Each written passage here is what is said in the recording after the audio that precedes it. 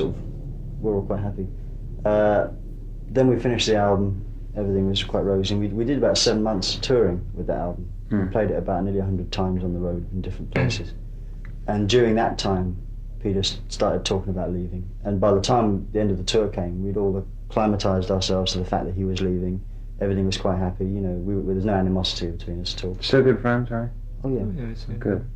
And so by the time the news got out, which was like well into the rehearsals for Trick of the Tail, we'd already we'd lived with it for about a year nearly. So it came as no surprise. Yeah. What's the basic reason why Peter left? Just too many reasons. There's so many reasons, and a lot of them seem to be rather irrelevant now because he's back in the business. So one reason he did want to get out of the business. You know, he didn't like the competitive aspects of it and the financial sort of thing about it. But I think more than anything, I think he felt a bit cramped in a group where the writing was collective, and everyone is sort of likes to take part in every aspect of it. And I think Peter was getting to the stage where he didn't like singing other people's lyrics and things. He wanted to do his own lyrics and stuff like that. And I know that was a problem with him, but it was only one of many reasons that he left. But I think it's a shame really, because I think the group, I think he sang other people's lyrics well and things. I don't think it was a problem. It was a bit silly. That particular reason. You know, I quite honestly, I don't think many people miss him.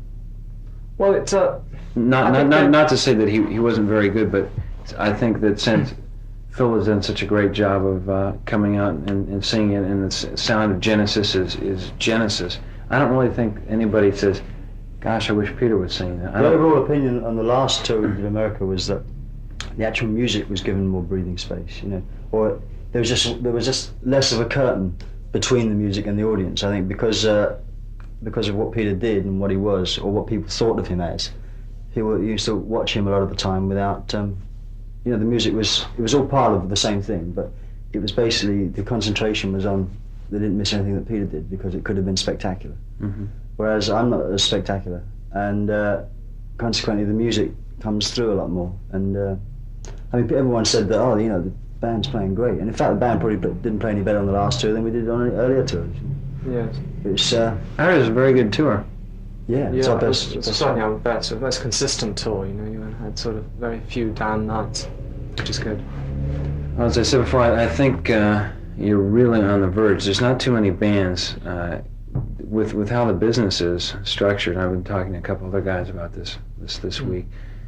It seems that it's real difficult for a band like Genesis to be playing the pubs and then a medium-sized hall. It's absolutely possible. So. Well, that's what we did in America when we first started playing. After that initial New York gig, we had to.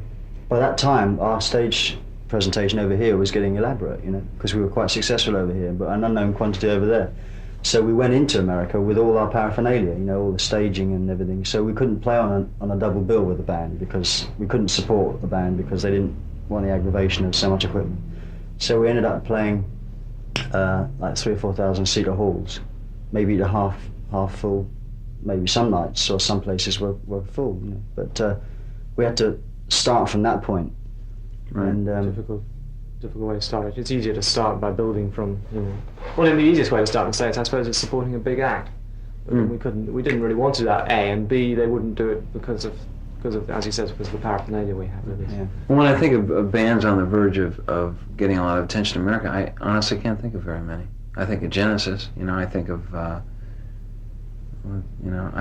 just don't think of many bands because of the way, I guess, things are structured now. It's very difficult for a new band to make it. Bands breaking through now, I'd say, in England at the moment. And since you have 8 or 9 albums behind you, and People trust us. I think that's one of the reasons why, we do well here, because we've come up to periods. I think we're doing the same thing in America in a slightly different way. But people know that they're going to see a good show, and they know they're going to hear a good album. For some reason, the press is kinder to you here than most British bands. What in English? It seems to be. It's strange. I don't know that I necessarily agree with that. I'd say that apart from 1 or 2 people in the press who like us a lot, I think it's Chris Watch and Barbara Sharon and people who are involved in it. I think that it's considered a little sort of unhip to like Genesis. I get this impression from people in the music papers. It's this kind of, it's a strange group, Genesis, because it's a musical and quite complex group. And I think in England, words like concept album, very dirty words now, you know, and the whole thing you should be going down to sort of very basic stuff, techno rock, chord stuff. You know, it's a weird thing. I think it's an unnecessary sort of, it's a backlash, if you like, against the kind of music that was, you know, brought in by groups of our kind. See, we're quite so there's a kind of batch of bands that the press associate together, which is the ELPs and the Yes and the Moody Blues and the Floyds and us, and like we're a lot younger than all those groups. I mean, but they sound a lot different. Not just too. a lot younger. I mean, I think also, you know, if you take a song like Carpet Crawler, it just doesn't fit into any of those categories because it's more a pop song than anything. You know, it's a song, and there's no way that groups like that really do that kind of thing. I do think they are being more respectful now. I mean, it's weird. I mean, we did come up from a very weak position. You know, people thought we were considered us as like underdogs. When it was like, well, there's going to be Peter's album, there's going to be the Genesis album. We know what's going to, you know, we know it's up because Peter did all the lyrics. How were the reviews?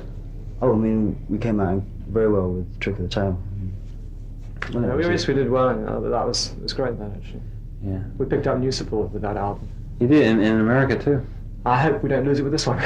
No. We might do, because it's more complex, you see. It kind of has a lot of people who like the straightforwardness of the last album. You know, things like Squonk was sort of like a heavy number all the way through, you know, and Entangle was a lilting number all the way through.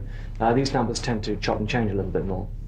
And the reviews so far have been as strong. Yes, good. Yes, I think so. Barbara's and Chris's have been very good. Great. Well, you know, a song like Trick of the Tail is quite easy to listen to, and it's really not. After a few listens, it really has a.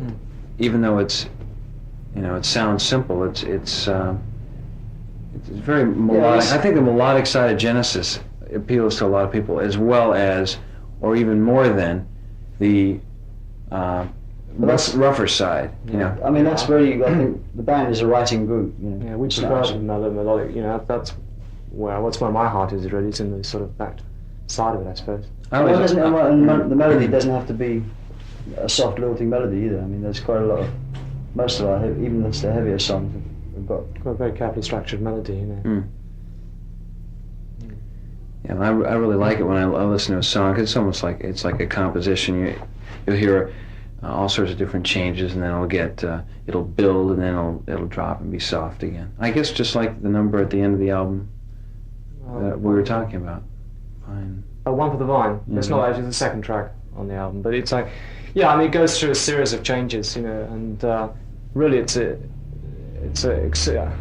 music is used very much to kind of explain the lyric, if you like, although the lyrics are written afterwards, you know, to kind of get this sort of mood of contrast, which is what the song's all about. And yes, I mean, that's true. That's an example of an up and down song, which in fact doesn't exist to such an extent on Trick of the Tail, apart maybe from Robbery, Assault and Battery.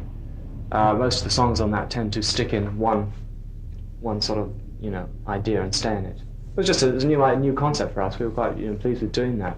I mean, I really liked that. I know your record company in America is delighted with the album, because I've heard that they've heard it and are very excited about it. So I'm sure we'll hear a lot about that. That'll be great. What's really interesting is Genesis never played Colorado. So if you're listening to this now, these gentlemen sitting across from me are going to be opening up their American tour in Boulder, February 1st. Boulder is beautiful, by the way. I don't know if you've ever we've never been in Colorado at all, but it's really great. I guess you'll be playing at the university there. I don't know what we're playing, actually. Well, I've got a date sheet somewhere. It's probably Mackey Auditorium in Boulder. That's what I'd guess. And if you're into Genesis and never seen them, here's your chance to come, because that'll be great. You know. Yeah, well, we're looking forward to it. Right, very much. I haven't been to America for quite a while now. Yeah, right. How long has it been? Lord. When were we there? Well, 9 months, I suppose, something like that, isn't it? Yeah, I can't remember when we were last there, but it's definitely the middle of last year.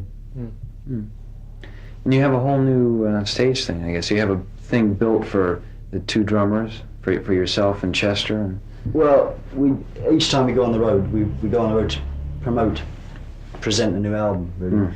So we just do something different each time. And the last time we had, we were using screens, projections.